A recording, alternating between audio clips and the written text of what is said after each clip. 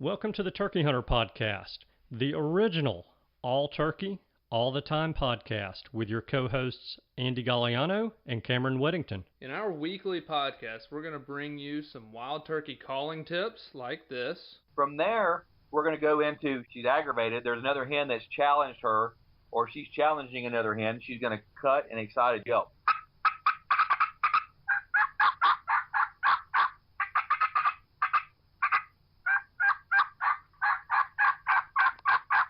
Advice from old pro turkey hunters like this. The turkeys typically don't like, I think, more times than not, to travel in an easterly direction into the sun first thing in the morning, especially after he gets up. It's a blinding thing. It's just like you. It's hard for you to see into the sun. Mm-hmm.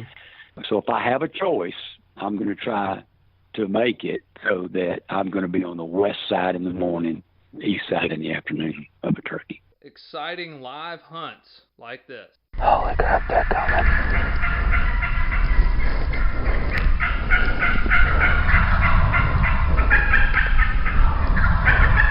Holy cow.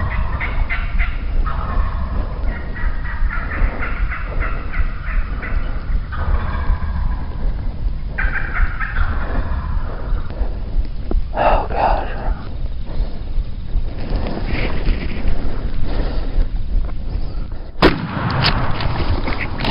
Then we're going to teach you how to cook your bird with advice such as this. With some fresh rosemary and garlic, and then cool that off and spread that along the inside of that butterflied turkey breast that we've seasoned on both sides. Wildlife management tips for your property, especially with turkeys like this. If you look at the type of habitats that turkeys need for nesting and brooding, that tends to be habitat that can be managed more successfully with growing season fire than with dormant season fire. And hopefully along the way, we'll get plenty of these. Well, on November the 28th of 1953, I was attached. When I popped out of my mom and the baby doctor spanked me on the bottom, I went, oh! And I've been doing it ever since. I like that. Thank you for tuning in. And now,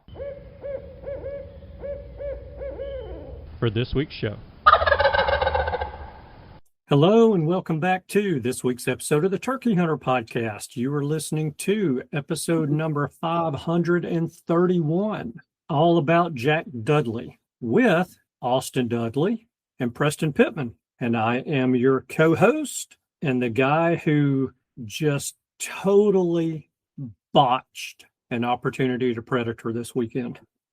Ooh, I'm your co-host who's done quite the opposite. I have hammered the predators. You've been getting after them pretty good. So you want to share with everyone what you've been doing that's been so successful as of late? You've changed things up a little bit. Yes, so I think I've shared on here a good bit with my trapping that I've been having a lot of frustrations with foothold traps. So we had Bill Smith on, a few weeks ago to help me in that regard. But I have a bobcat that had become my absolute nemesis on this earth. And have had him stepping on my pan multiple times when the ground's frozen, jumping up, grabbing the wing off my flagging. He killed my 3 pet ducks, Bubbles, Blossom, and Buttercup. Took a chicken. And so, you named those ducks, didn't you? Yes. Uh-huh.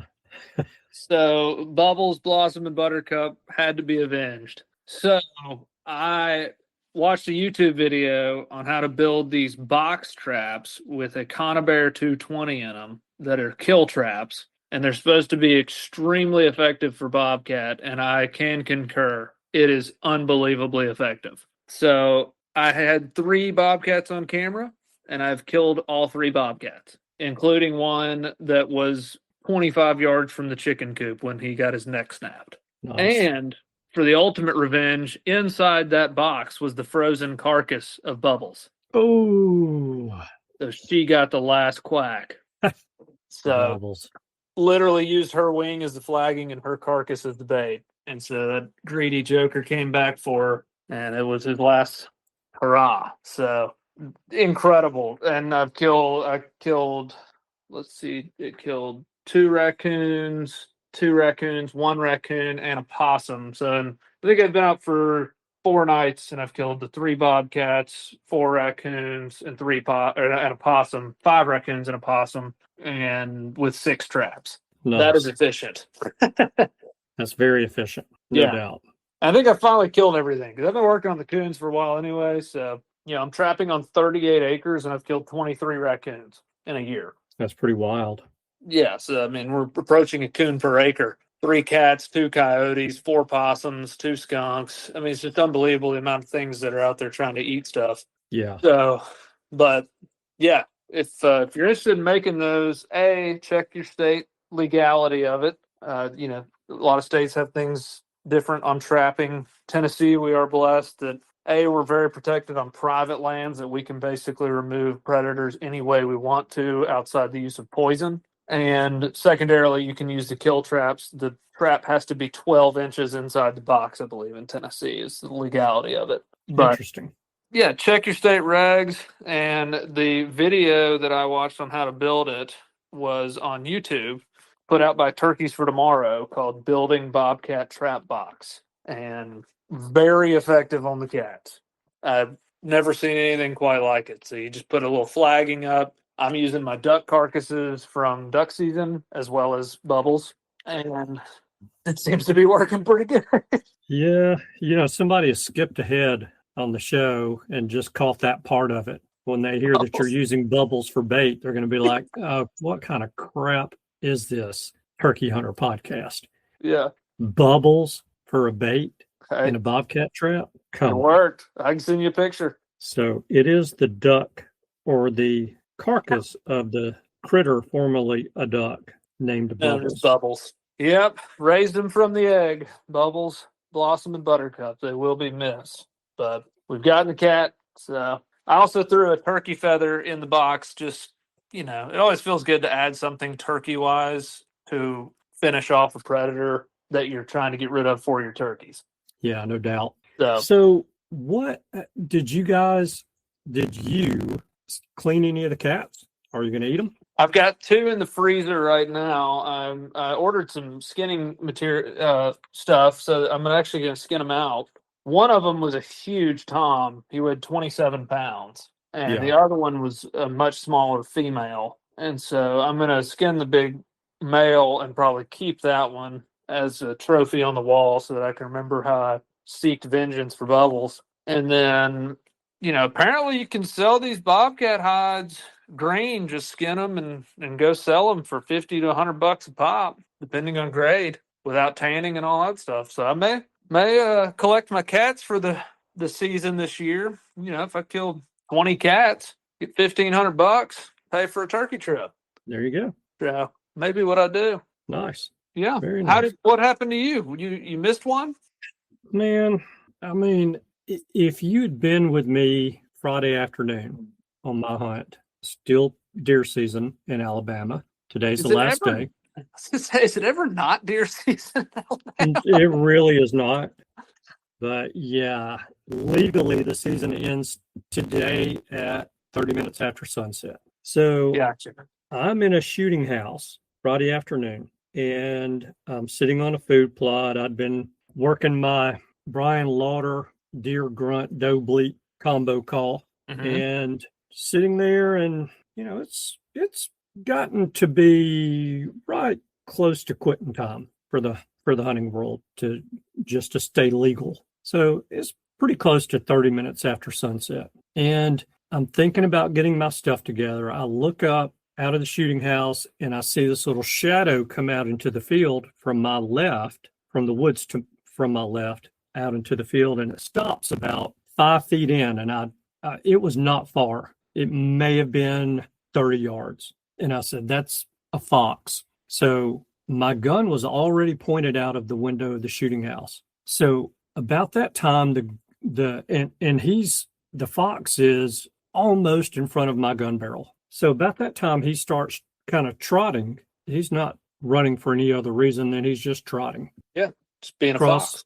Yeah, he's just being foxy from my left to my right. And I get the gun up. I'd forgotten that I put my telephone in my lap because I had it on vibrate, but I didn't want it vibrating in the chair. or sitting somewhere on the shooting house on a piece of wood or anything that's going to make any kind of noise. So the gun's sitting in my lap, or I'm sorry, the phone's sitting in my lap. So as the fox starts to trot left to right, I get the gun, I'm moving left to right, and I whistle, and he stops, and I went to sit the gun down on the opening in the shooting house, but my phone fell off my leg, hit the floor, and when it did, I immediately looked down real quick and hit the side of the shooting house, the opening, with my gun. And, so you have two loud bangs.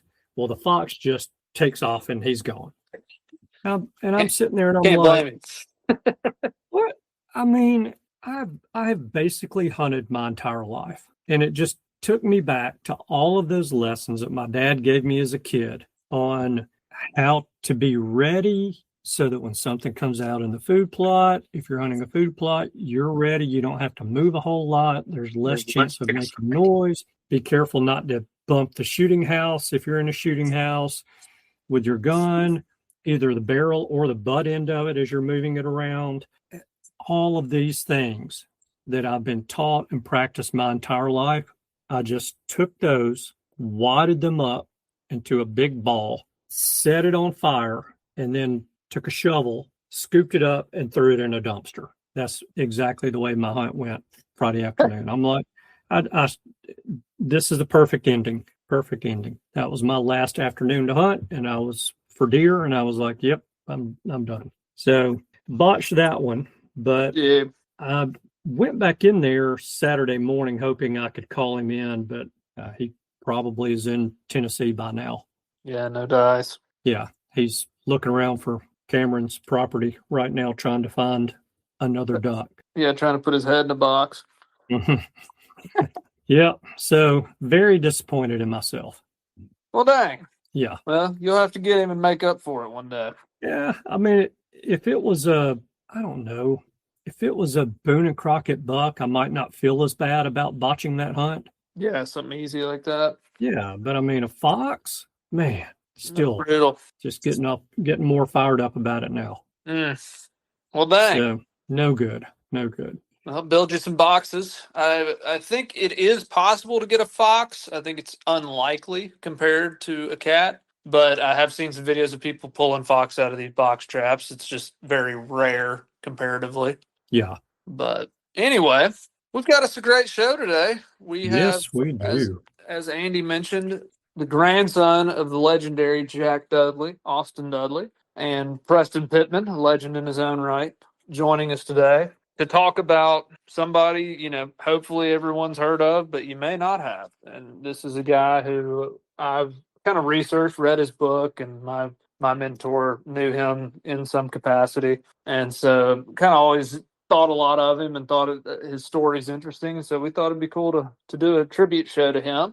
And man, this is a good one, full of great stories and whatnot, and really cool hearing all the different things that have come to the turkey hunting world because of Jack Dudley. And a lot of people may not realize it. Yeah, I think that's going to be the most fascinating part for a lot of people out there who may not know who Jack is or maybe even never heard of him. I think they're going to be amazed when we get into that part of the call where we start talking about all the influences of Jack throughout the sport of turkey hunting. Yeah, and stick with it. Austin's audio is perfect. Preston we had a little bit of cutting in and out due to service issues. It gets better. He had to move around the house a couple times, but we got it better. So there's a little bit of choppiness to his that we couldn't fix. So, but it's not terrible, but there is some. So you miss a few words, but stick with it. That's not how the whole interview is. If you hear that in the beginning. Yeah, and we were able to get him to repeat most of what he said when he cut out on us. So you guys will be able to follow along without a problem. But just like Cameron said, just be patient, hang in there. You'll get the gist of everything. Yeah, no doubt. Well, good. Let's hop in there and do it.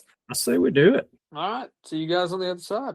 Hey, everybody. Welcome back this week. We are excited to have a couple guests on this week, and we wanted to do a show talking about one of the legendary turkey hunting figures in this world who has passed on, and that's Mr. Jack Dudley. And we wanted to have his grandson, Austin Dudley, who's pictured on his book as a baby, and one of the people Jack mentored, especially in turkey calling, Preston Pittman. So this ought to be a heck of a show. And we just wanted to kind of talk about Jack's life and hear some stories about him. And so we thought we'd get Preston and Austin on. So, guys, I know y'all are busy today. And what are y'all up to?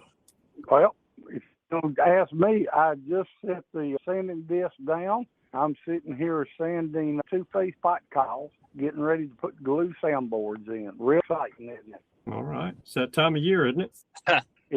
It is that time of year. It's get it. Everybody thinks that these calls are made, right there at turkey season, and it's basically a 12-month job. Although I did do a little sneaking away. I did a little deer guiding for about 6 weekends down at Beaver Dam Lodge, a buddy of mine and both, Mr. Brian Pearson, and had a good time doing that. And so now it's back to reality. Yeah.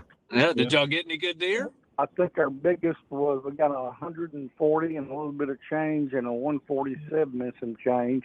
And most of the deer were in the, 120 to 130 type bracket. Decent deer, very good. I'd shoot them. I'll put it to you like that. Yeah.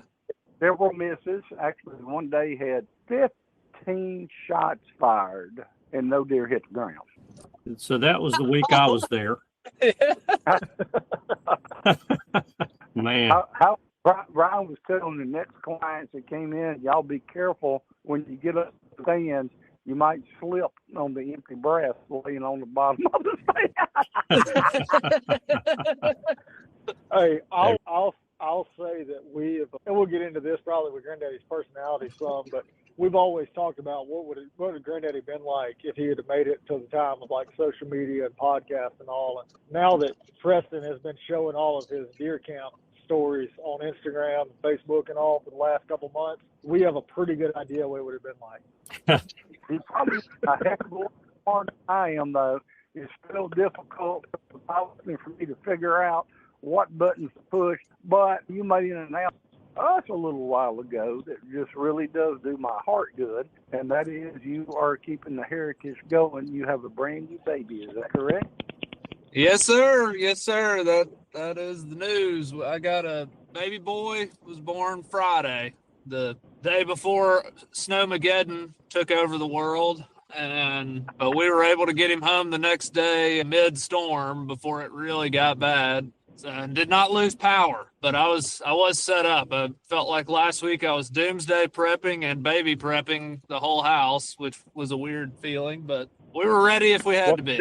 What's the difference? Yeah, you're about right. Right. Both of those activities involve sharpening knives, doesn't it, Preston? All right. Man. Austin, how are you doing today?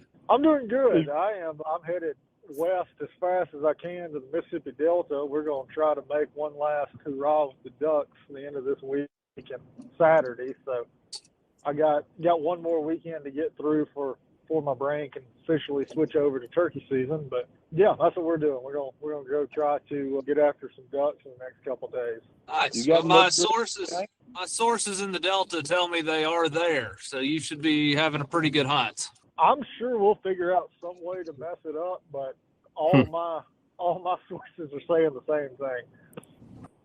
Yeah, y'all have the ducks we had last week. Yeah, that sounds like a good time. I'm sure we'll come up with a creative way to get in our own way, but we'll figure something out. Yeah. Well, hopefully it doesn't go like most of my hunts where I travel to hunt and I get these reports leading up to the hunt of, oh my gosh, birds are gobbling like crazy. The deer are rutting so hard. I mean, I almost hit 4 in my truck coming out of my stand, running across the road and, just talking about how great everything is. And then I get there and you always hear, man, I don't know what happened. They were going crazy yesterday. That's right. Should have been here yesterday. Isn't that called Should have been there yesterday. Yeah, Preston, I think you're right. I will say I was messing with a guy this morning about just kind of laugh with the duck hunting crowd compared to the other bunches. They're definitely the most optimistic group of hunters I've ever met. You know, you can go and have a slow morning, but there's always something. It's like the sun's about to come out. We're about to get a little light on the decoys, or we just need a little bit more wind to riffle the decoys, or oh wait, that 9:30 flyby is coming, so we're just gonna sit tight. Just they're gonna move then. So it's an optimistic bunch. Yep, that's true. Well, I want to say a little something, then come back and shoot in the bull. To all the listeners that are out there, there was one man in my life, and that was Mr. Jack Dudley, besides my dad, that meant more to me than any else. He was my mentor. He was the person that taught me everything that I knew on, especially natural voice calling, and will always be a hero in my life. So often I think, I just want everybody out there to how much of their granddaddy, Mr. Jack, and maybe one day with him what he deserves. And I think you know what I'm talking about. I do. And that was something I think everybody, as we have gotten older, has really kind of come to understand that relationship y'all had and what's meant with one another. And growing up, though, when we were kids and we would go to like outdoor expos or something like that, we would be walking around. One of my first memories of Preston, first times I ever saw him, was walking around at outdoor expos, and he would spot my dad like coming down the aisle, and the next thing we knew, Preston would just like jump out of nowhere to hug him and kiss him on the cheek or something. Like just out of nowhere, he would just leap out to bear hug Dad as soon as he saw him. Yeah. He was social, and I think a lot of people really realize how his heritage has been passed on. One, I know what he meant to me. I know how much he taught me. I, in turn, and that's kind of my son, pass it on. I'm just going to pick on one individual right now, Mr. Don Ship, who will be inducted into the National Wild Turkey Federation Outdoor Hall of Fame. I think I had a little bit to do with his career, who is a past world. I don't know what all that man has won. He's like me. He's won so much stuff, it's pathetic. And that's only one example. He, in turn, is teaching his kid. So, Jax, whatever the word is I'm looking for, is being passed on. And the root of it all, even though he wasn't on TV, I know we did some magazine articles, and I know we did public speaking, stuff like that, more on the local or statewide, maybe typically in Alabama and Louisiana. People really need to realize that he was the very, very beginning of all this stuff that y'all see out there now, whether it be the guys that are heroes on social media, whether it be the calls that you go to your local sporting goods store and buy or buy online. A lot of that stuff started after Jack Dudley.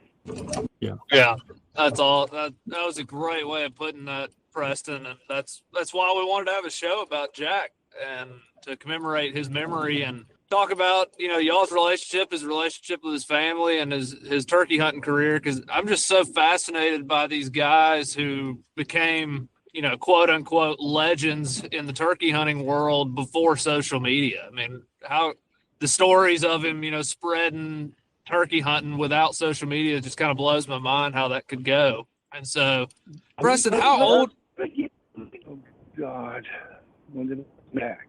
Should have been somewhere around the 11 or 12-year-old mark. Back in the old days, we had just good old clean country fun. And when families went and did things together, I hope the listeners are listening to this right now. We went places, Mom and my dad, and there was a 4th of July celebration in a little town by the name, and I might not pronounce it right, Carthage, Mississippi. And I got to mention Mr. Albert E. McMillan in here too, because that was Jack's running buddy. And they took me up to that 4th of July celebration. Now, let me give you an idea. They had a grease pole contest, rabbit roundup, skeet shooting, bow shooting, hatchet blowing, horn blowing, like where you call your dogs up, anything and everything you could think about, including a fishing rodeo. Well, I also love to fish. and I do believe in catching fillet and fry. I like to catch them twice, once in the mouth and once when the fillets float to the grease. But anyway, I won the fish. And when I went to get my plaque, they found out I was 1 year too old, and I didn't get the plaque. And Mr. Dudley, I was just mesmerized by it. I killed a few turkeys. I'm not going to say exactly how. I killed my first one when I was 9, and I'll move on from that. And Mr. Dudley come up, put his arm around me. He says, "That's all right, boy." He said, "Yeah, for me." I said, "What?" He said, "Yep, for me." So I started trying to make some kind of sound with my natural voice, and he said, "That's pretty darn good." And for the rest of the day, I was kind of like a tick on a dog's back. I was attached to it. And by the end of the day, he had me clucking, purring, and yelping good enough to call turkey. And he looked at me and said, "Boy, you got to, if you like this competition stuff, you need to get in the turkey calling contest." But that started it. And I'm in my head going back to the telephone. And it was first, anytime Jack would appear like the Gunner River Sportsman's Club or wherever, if I could get there, I'd con my mom or my dad or both of them to carry me to it. And at one point in time, it was over 45 RPM. I could repeat it word for word. I can't now. But anyway, I get to the point of once a month, they give me a few minutes to call Mr. Dudley long distance. And that's what I did, is I would stay in contact with him once a month, and I'd sit there and I'd count the days down. And I can't remember, 10 minutes, something like that, that I could call him and talk to him, and he would coach me. And, of course, when he did a personal appearance, I was there. At the age of 15, Mr. W. looked at me, and I can almost say, "Son," he said, "I'm retired. If you won that championship 3 years in a row, you officially were retired and couldn't compete anymore." He said, "Boy, you can come back and win this thing." He said, "You're a natural. You're good." Well, Coach kept going on. In 16, I walked up on the stage in Carter, Mississippi. I think probably at that point in time, and maybe still to today, I don't know, I won the state championship. And we went on from there, and we went to the national championship, me, him, and Mr. Albert up in Yellville, Arkansas. Now, this is all pre or before the NDF National Wild Turkey Federation. And if I break down, I usually do when I tell this story, I guess my most touching moment was the day up in Yellville, Arkansas. I won the National Turkey Calling Championship, and I competed against a hero. And I beat him. There was one over there. Everybody stayed in that one little motel. And whenever I got there, Mr. Dudley was standing outside. I think his son or his dad was with him. I went up, and he came up. And, he was a looking type person that much. And that day, I got a hug, and I'm Mr. Dudley, I'm so soft. I got that much out. And he stopped me. And he said, "Preston, let me tell you something, boy. Greatest reward to a teacher is when the pupil becomes better than the teacher." I love that man. And I'm going to shut up now. But even more, what a great human being he was, and what a heritage that he has. And by God, as long as I'm alive, I will always try to pass it down and never, ever, ever let that man be forgotten. Yeah, that's an awesome story to share, Preston. And, I think that a lot of the guys that I'm going to say the old school turkey hunters, and we now look at a lot of them as turkey hunting legends because they're some of them are not around anymore, some of them still are. The things that they've done to pass down their knowledge and their experience, whether it's about turkey calling, making turkey calls, or turkey hunting. And, for a lot of us, those people that we consider legends may not be anyone that someone walking down the street would recognize, because maybe it's our father, our grandfather, an uncle, a friend of the family, whoever it is. And, I think that, and I saw some of this a couple of weeks ago at the Unicoi Turkey Call Maker show. It is a lot of these guys pass these things down. They don't expect any recognition. They're not doing it for recognition. They're doing it because they have a love of people, and they have a love of the sport of turkey hunting and the heritage of it. And that's why they've passed it down and passing these things down. And, you know, if we go to our grave, taking our knowledge with us, we've done the world a disservice. And so, I agree. You know, and you can, I know you don't consider yourself in that realm, but you know, you're one of them. You've taught and mentored a lot of people taught them how to turkey call. You've taught a lot of people how to hunt, not just turkeys, but hunt, period. And you're teaching them how to make turkey calls as well. So you're passing that down as well. And that is, to me, I think that's part of what makes the sport of hunting, and specifically turkey hunting, is part of what makes it so special. And so for you to share that story about Jack and how that affected you and influenced you, to me, that was special. Thank you for sharing that. Thank you for your kind words, and everybody else out there, thank you. The only thing that you forgot to put in there, that we as turkey hunters, that what we are also is the biggest liars in the world. I don't share is to ask me where or if I heard a turkey gobble this morning or knew where one was at. I'm gonna lie to you. Yeah. Yeah. Absolutely. And I'm curious, did you learn how to be a better liar by being a fisherman or by being a turkey hunter? Look, I fish, I turkey hunt, and I deer hunt. Well, Africa, everything else. So let me see, 1, 2. I lie for anybody else because I got them all.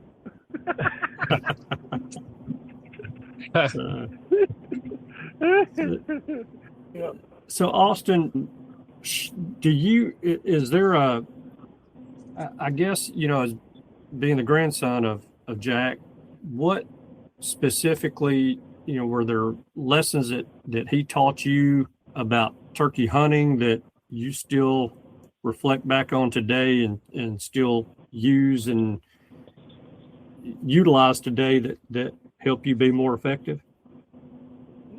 Yeah, I would say so. Whenever somebody asks me that, from a hunting standpoint, the first thing that always comes to my mind is like, so I guess a little background on that would be, he had the calling career. He did the calling shows, he did the calling exhibitions and all. It's like how Preston Touch Points all were with him. But kind of, I guess, from a local standpoint, where I guess he kind of had like local fame, was that he would get called to come kill whatever turkey somebody else couldn't kill. Yeah. And so, you know, like my dad talks about, you know, when he was a kid, and they were sitting around, like they would just sit around the house. They never knew where they were going to go hunting the next morning. Like they had their place, the old Gypsy Village clubhouse and all that they hunted up in kind of the northeast corner of Kemper County.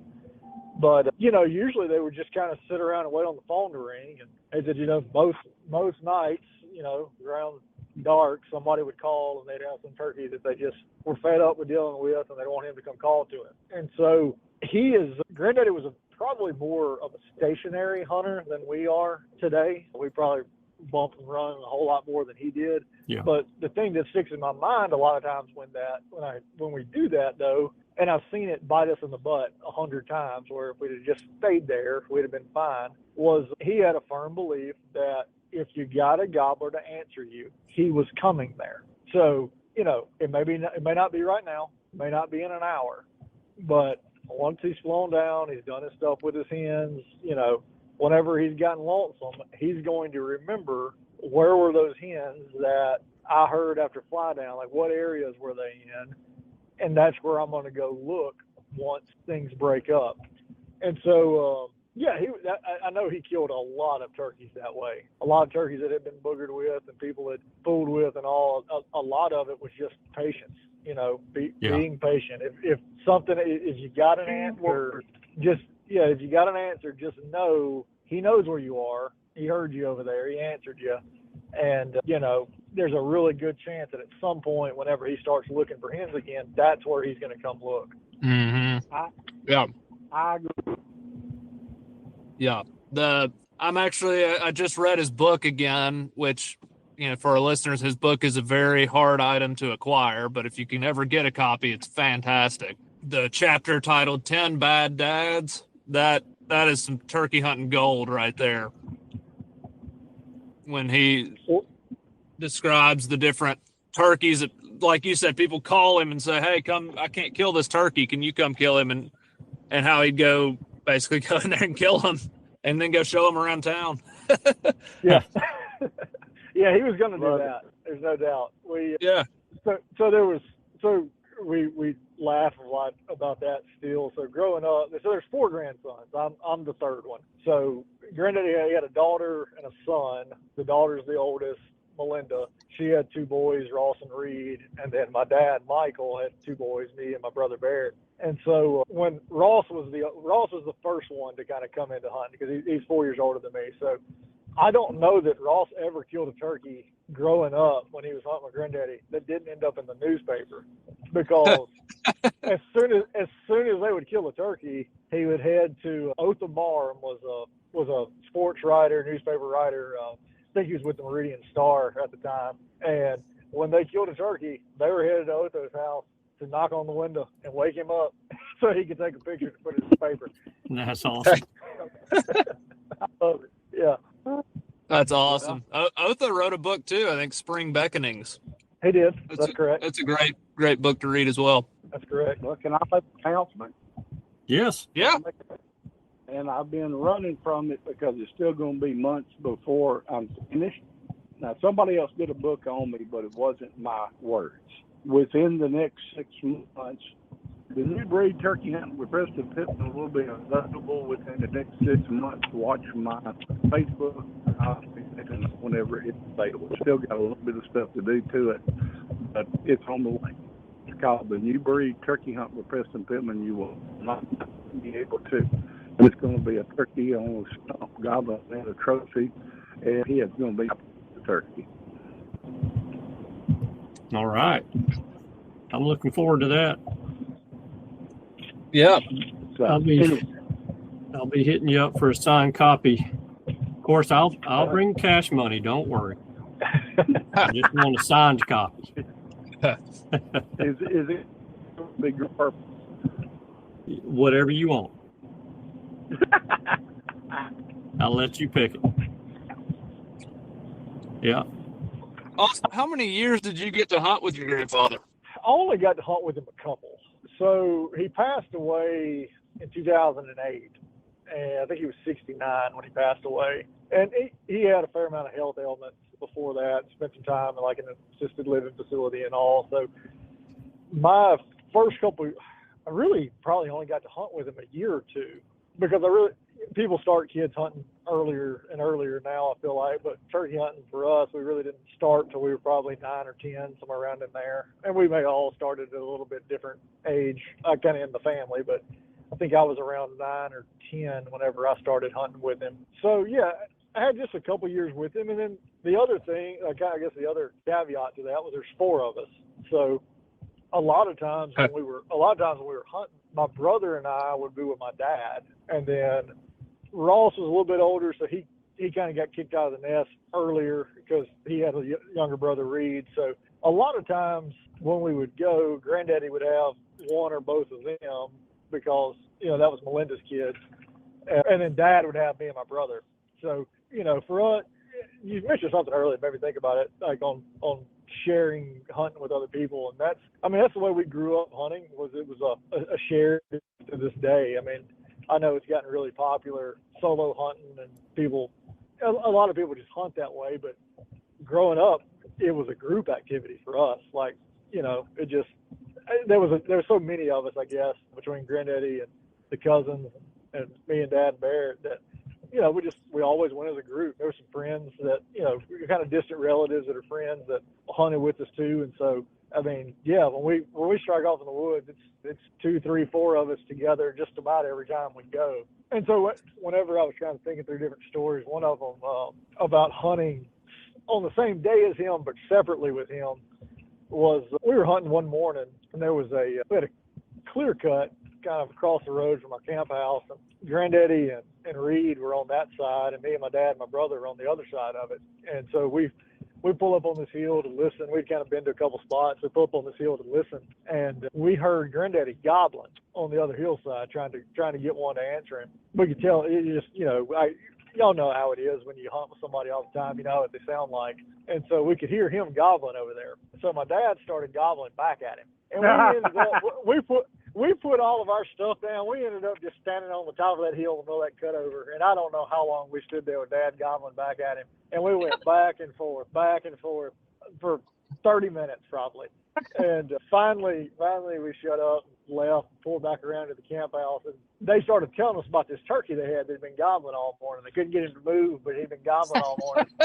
And so we carried on, kept it secret for a while about what was going, and we finally owned up to what was going on. He did not believe that. That was not what happened. So we left him. The boys went and played, and we left the two of them over there arguing about who was gobbling.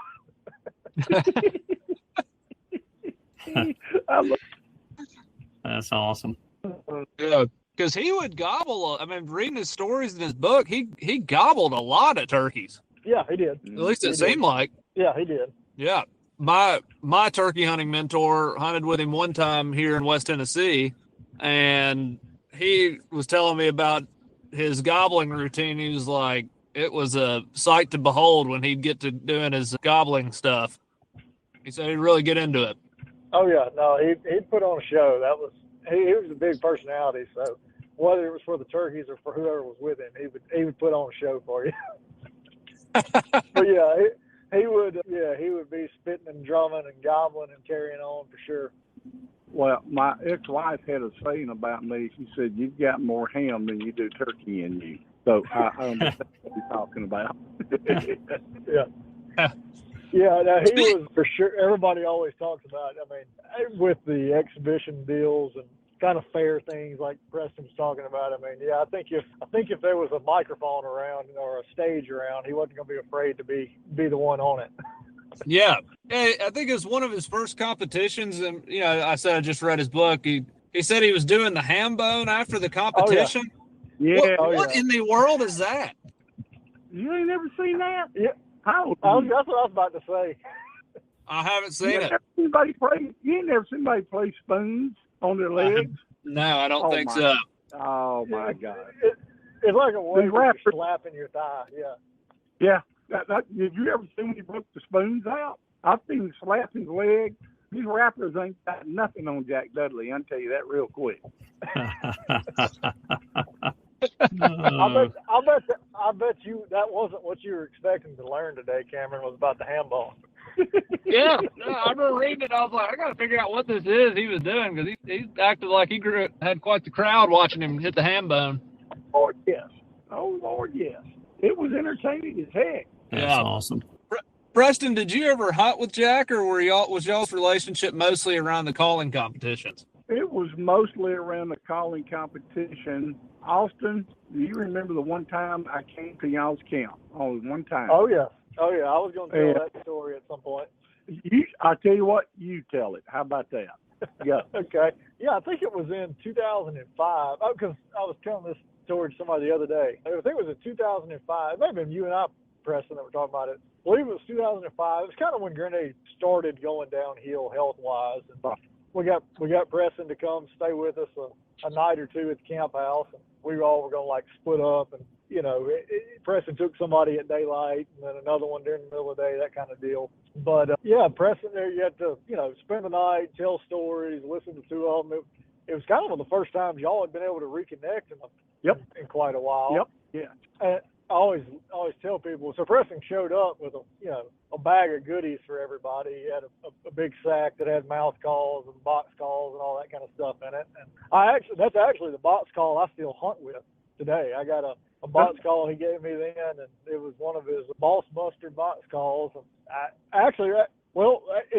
that's what's in my vest. It's what's in my brother's vest, and it's what's in Ross's vest. You run into any of the three of us, that's the vest. That's the call we all still hunt with.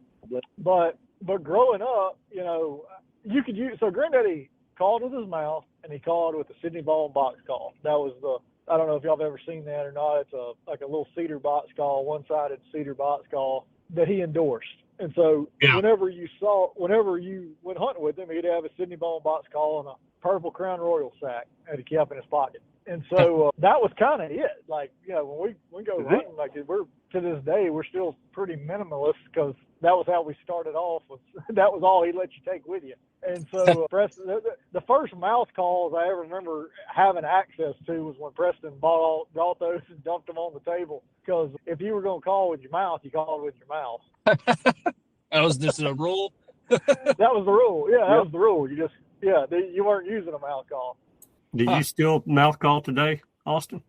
I don't. I quit kind of after my voice changed. Started learning how to use a mouth call. Well, really the biggest thing, and I mean, Preston would probably back me up on this, the biggest thing is, to me, the hardest part about calling with your mouth during the spring is when the allergies hit. Yeah. When you start getting sinus drainage and all that, when the pollen starts coming through, it's hard to keep doing that. Now, my dad, he's just like Granddaddy. Like, he's going to have a box call in his pocket, and he's calling with his mouth. That's all he's going to call with. I've never seen him use anything other than that. All he calls is with his mouth. That's pretty cool. Does he keep it in the purple Crown Royal sack? No, he can't really mess with him. He can't keep up with that many things. Yeah, we usually have to find him a vest to start off with every year, and he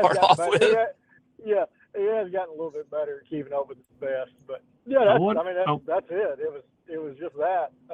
I guess another story kind of along those lines was Granddaddy had a 870 12 gauge. Got like I don't know how long the barrel is. I swear it's 36 inches long.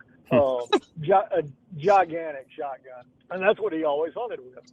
And so that's what my dad carries today. That's what he always hunts with. But we all have got to have our stint with it. So whenever I started off hunting, that's what I grew up hunting with. Killed all my first turkeys with, and the same thing with my brother and my cousins. Like we've all killed a turkey with that gun, and Dad still carries it today. I'm sure it doesn't have hardly any recoil, right? Oh yeah, for sure. Yeah. Yeah, just have a good firm tree behind you whenever you're ready to shoot. Yeah, Granddaddy started us off. The two guns he started us off with, he gave me a Remington Woodmaster 30-06 when I was 7 to start deer hunting with, and that 870 12 gauge to start turkey hunting with. Heck yeah. So I'm going to make a joke here, but it doesn't sound like he was very fond of you by giving you that 870.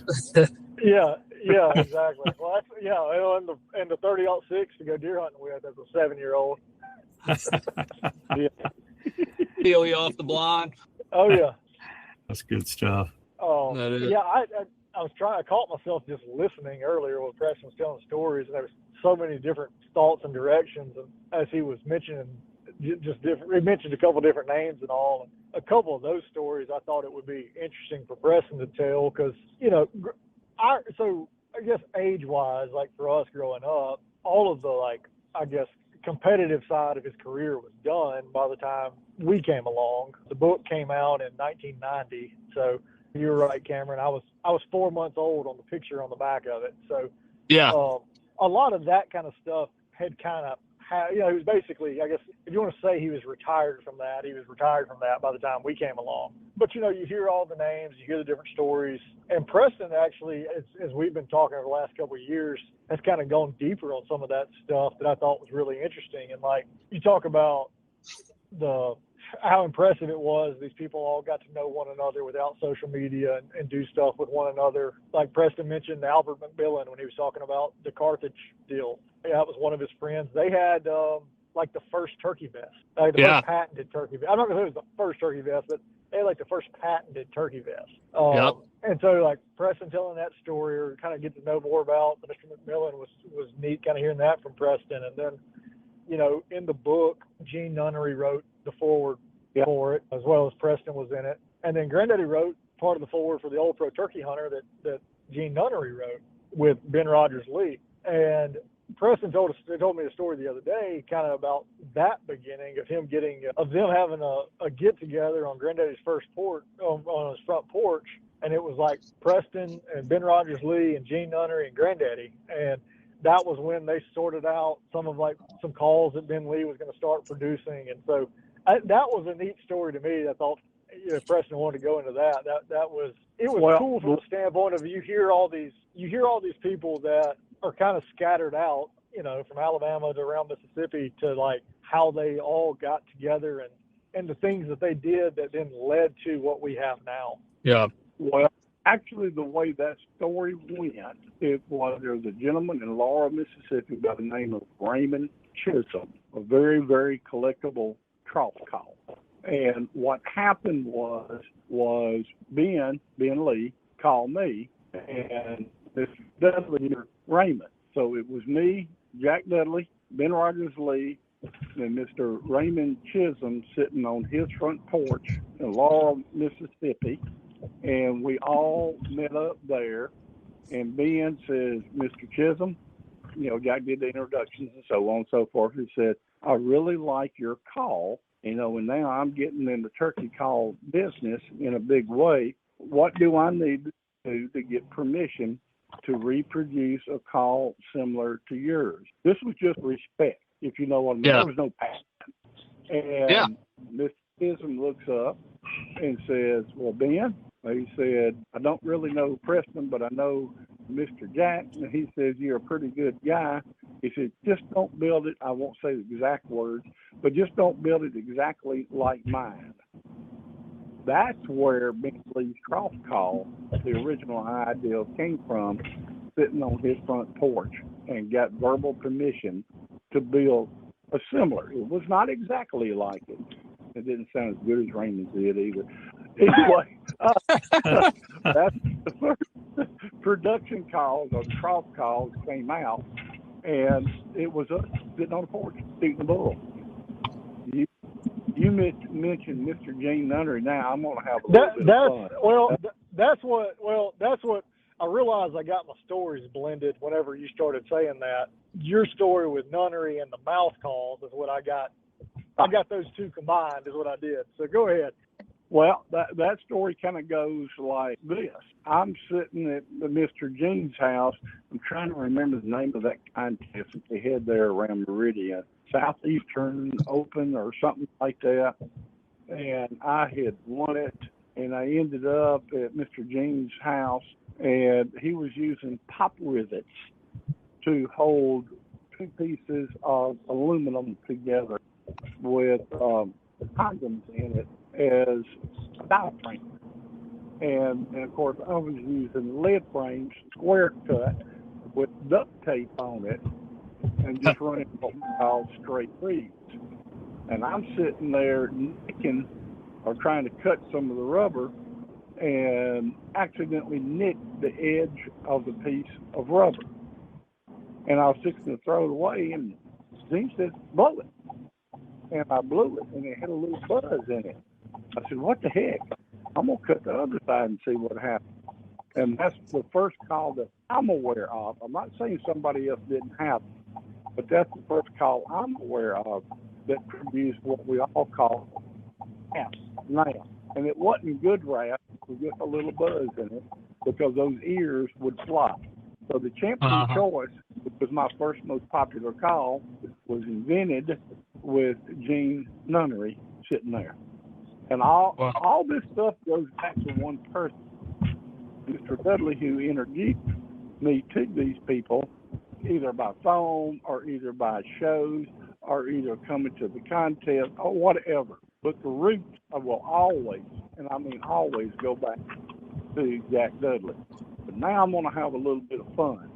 If you've never read The Turkey Hunter, then he has a story in there, and it goes something like this. This is a turkey is the second most curious animal in the world, only second to him. If you can't kill a turkey, especially if he's out in the field, then what you do is you drop your drawers and you back up to him with your bear looking at him, and he'll stand there and freeze trying to figure out what it is, and then you shoot him. Well, I can testify to y'all personally, it don't work. And there we have it. And somewhere I have video proof of that, because Troy Ruiz, we were having fun at Bent Creek Lodge in Jackson, Alabama. And you had to be around me. I'm a little to the, no, I'm a little side. It's just, and they didn't stand there. They run. Yeah. Yeah, McCleb, I believe McCleb's Secret is that chapter in Old Pro. Oh, man. Classic. Of course you tried it. Honestly, I thought somebody out there's tried it. I'm not going to be the person, I promise you. Yeah. Preston has tried more unique ways to kill a turkey than anybody I know of. If I can't call, I'll crawl. Or let me back up. Preston is more open about the ways that he's tried to kill a turkey than anybody I know of. I hunt legally, ethically, and morally correct. I can't help it. My morals get low during turkey season. I can't help it. Yeah. I'm not going to say somebody hasn't tried more or more unique ways, but Preston will talk about them. Oh, yeah. I don't care. Look, and I respect anybody. As long as you are hunting legally correct by your state rules and regulations and hunting by the limits of what you're supposed to harvest, I don't care how you do it. You take pride in what works for you. I will, what do they call it now, where you use the strutting birds or the fans? I love that. Mojo tail chaser. I don't think that. I don't like it when somebody is doing nothing but fanning birds and nothing else. I don't care for it, but you know what? They're hunting the way they want to. They're hunting by their state rules and regulations. If it's one bird, two birds, three birds, whatever, so be it. But and I'll pull a fan out in a heartbeat. That's in my vest at all points and times, I can tell you. And if he don't want to come to me, don't think I won't go to him, because I will, if it's legal. I think a lot of people out there, and of course, yes, I'm plugging my book, but that's what my book is. It's the snorkel bird. It's the cow manure bird. It's the Statue of Liberty. Now, I just told you about me snorkeling on a bird, putting cow manure on me, and burying myself in a field. That's 3 of the chapters that's in there. I can tell you real quick. And So if you want to you're preview, going to get some education, but I promise you better go pee before you start reading the book, or you're going to wet yourself. You're going to start laughing. Well, and we actually have a couple of episodes of this podcast where you shared the cow manure bird story and the snorkel bird story. Yep. Yeah. So those are some of those are some of people's favorite episodes. So yeah, everybody will like the book. The bird that kicks your rear end multiple times is the best educator in the world on how to harvest birds. Amen. I tell people all the time, just because you didn't get him this morning or the next morning or the next morning or even the next year, look at the education that bird is. Look at the woodsman he is turning you into. You know, those are the kind that you want to shoot them. Then you like to go over and give them mouth-to-mouth resuscitation and blow in their beak and say, let's do it again. Thank you, sir. You taught me so much. Yeah. No doubt. Yeah. No doubt about it. Yeah. I think Andy, you had asked about hunting with Granddaddy. I'll tell you that the only time I had the opportunity to kill a turkey with him, he and I were hunting, and again, it was in a clear cut, or I think it was maybe like a year or two old clear cut. And we got set up, and I was, just starting out. I was probably 10 or 11, something like that. And I was sitting there with that gigantic 12 gauge, and he called this turkey, and he wouldn't sit beside you. I mean, we were starting off. He wasn't sitting there by your shoulder to tell you what to do. He was back behind me calling. And so he called this turkey up, and it was a cloudy, overcast day. It was supposed to be raining, and so far we'd beat the rain all morning. And he had been calling, and I was sitting there. There was a drag lane kind of down to my right a little bit, and I finally saw I couldn't see him just yet. I eased that 12 gauge down off my shoulder, put my hands down beside me, and pushed myself up where I could kind of see over the little knoll. There's like a water break before it went down that road. And just as soon as I eased up and looked, there the turkey was. He had just stepped out in the road. So I'm stuck with the 12 gauge in my lap, and I'm holding myself up with my hand. And by the time I finally worked myself back down, the turkey was coming the whole time. By the time I eased myself back down and got my gun just about up to my shoulder, it was starting to drizzle. The next thing I know, the turkey tears out of there, flying off. And what happened was it was starting to rain, and Granddad didn't want to mess up his box call. So he had stood up to come get me. He could, where he was sitting, he couldn't sit down the road and didn't see the turkey from where he was. So he stood up and walked right up on top of us. So, but my lesson that morning was, boy, you don't ever sit down where you can't see over something. Yep. Yeah. Yeah. And I know you didn't do it in this example because it's your grandfather, but if that was one of your hunting buddies, how would you still be cussing him today? Oh, I did the same thing a few years later.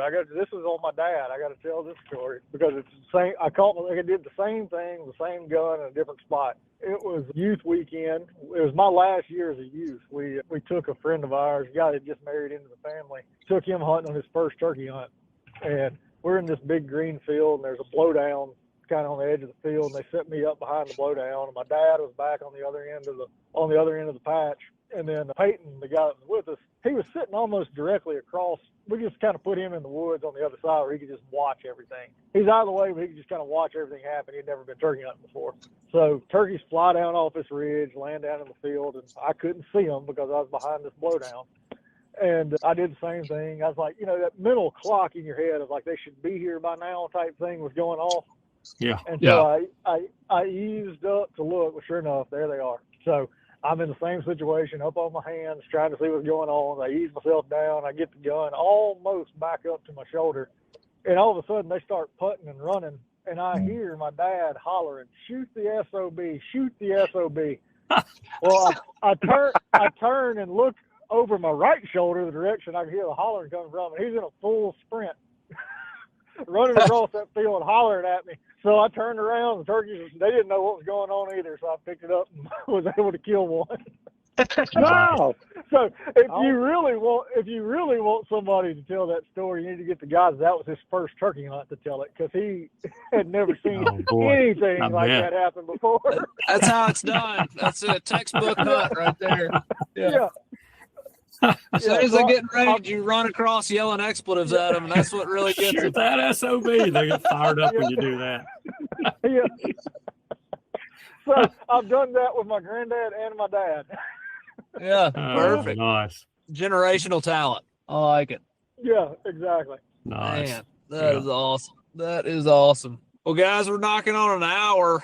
I think everybody will greatly enjoy hearing this. If you haven't heard of Jack Dudley for some reason, go poke around on Google, look him up, and read about him. The guy literally won every competition for turkey calling you could think of multiple times, and he just is a legend from the past. And like Preston has pointed out over and over, a lot of what we have today turkey hunting wise started with that man.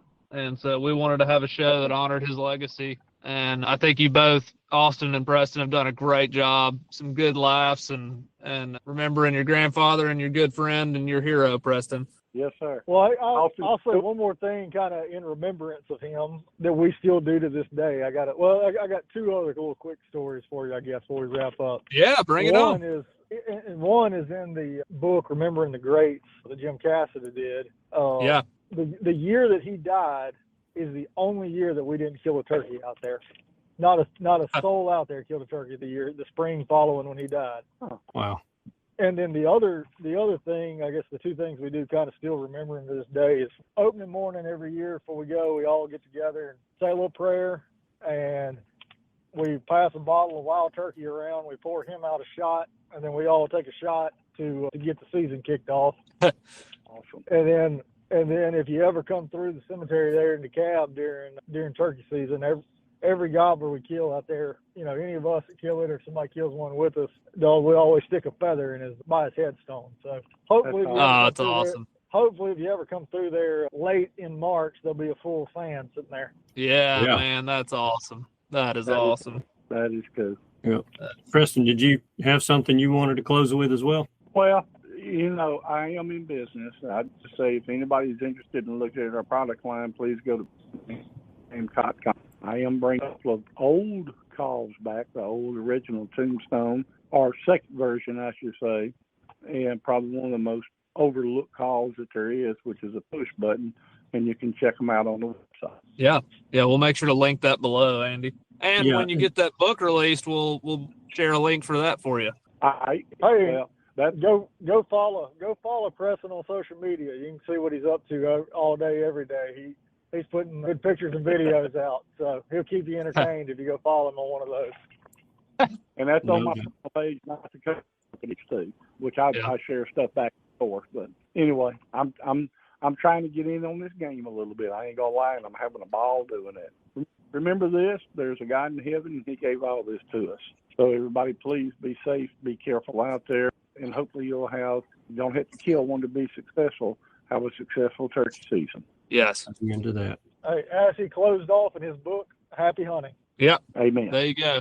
Love Perfect. that. Thank you, Perfect. guys. I sure Yes. appreciate your time and honoring the legacy of Jack Dudley. Thank y'all so much. Appreciate it. Enjoyed it. Thanks, guys. Yes, Hope y'all sir. have a great season. Much. All right. Awesome, man. That was Yeah. great. That was entertaining. I And really enjoyed that. I can't remember. Is that no, it's not the first episode we've had with 4 people on. We've done it before, and that flowed really well. Sometimes it can be hard having too many people, but I thought that flowed great. And, it's fun doing a group. I know we did one with Elena and Brett, Yeah. a science-based one time. And we've done that a couple times, I believe. Yeah. But it did turn out pretty good. Yeah, I enjoyed it. If anybody out there is ever lucky enough to come across a copy of Jack's book and you have the coin in your pocket to purchase it, it is a good one. It is hard to get and expensive, but it's a good one. Yes. Well, and I think what Cameron's doing there is he's just driving up the value of the book that he bought. Exactly. That is the ultimate goal. I'm playing the long game here. Extremely rare. Y'all should be paying millions for it. Just keep on going up. Yes. And so for anyone who doesn't have a copy, I've created a website and posted the book on the website so it will devalue Cameron's book that he has. Andy's taking it upon himself to do a reprint of the book at a much more affordable rate. That's about right. Yeah, you're playing the long game to screw me just for no reason. I like it. No reason at all. Yeah. Yeah. Oh, Awesome. it's funny.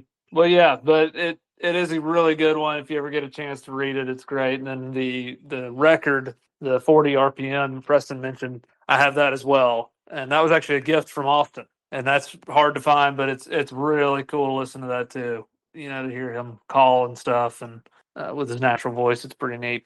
That's cool. Yeah. So cool stuff. Hope you guys enjoyed that. I know a lot of y'all will hear this possibly on your way to the NWTF convention, and safe travels to you. Hope everybody has a good time at convention. I will not be there. Andy, did you decide if you're going for a day or not? I am not going to be there either. Okay. Well, we'll miss seeing some folks we usually see there. I know y'all will all have a fun time and enjoy it. Go shake some hands. Enjoy some of the seminars. If you are going to the convention, you've never done the seminars, I highly recommend doing a few of them. Those are one of the highlights for me. Seminars are always good. Calling contests is a lot more fun than what you would expect it to be. Yeah, that's true too. And so, yeah, you guys go see Preston. Go chat with him at his booth. Let him know you just heard his episode on this podcast. He loves that kind of stuff. And, go pick people's brains because they're not going to be around forever. That's true. None of us are going to be around forever. So if you got any kind of question that is just eating at you that you think might make you a better hunter this spring or have more success this spring, there are going to be hundreds of years of experience in that exhibit hall for you to just go and get and take advantage of. So go do that. That's great. I like that a lot. Sounds like a favor of the week almost, if you ask me. Yeah. And if there's somebody you meet there that you think, hey, this person would make a great interview for the Turkey Hunter podcast. Boom. Now you're Send them to Cameron. It's cameron.weddington@gmail.com. send it to me, Andy at IamTurkeyHunting.com, and we will work hard to get that person on the show. Yes. Perfect. I like it. Y'all enjoy the convention. Season's coming upon us, and we will see you guys next week, I guess, if you want to wrap us up, Andy. Do it. Thank you guys so much for tuning in this week. We know that you have choices. We appreciate you spending your time with us. We hope you have a wonderful week, and we look forward to seeing you again next week. Goodbye. Bye. Goodbye. Thanks for tuning in. You were just listening to the Turkey Hunter podcast. If you enjoyed the show, please go on over to iTunes and leave a 5-star review. And make sure to head over to www.iamturkeyhunting.com to subscribe for free turkey hunting tips, tactics, strategies, and product reviews to help you have a more successful turkey season. And stay tuned for upcoming episodes on hunting afternoon birds, how to film your hunt, and the breeding cycle of hens, as well as some guest interviews. Thanks again for listening. We know your time is valuable, and we appreciate you sharing some of it with us. See you next week.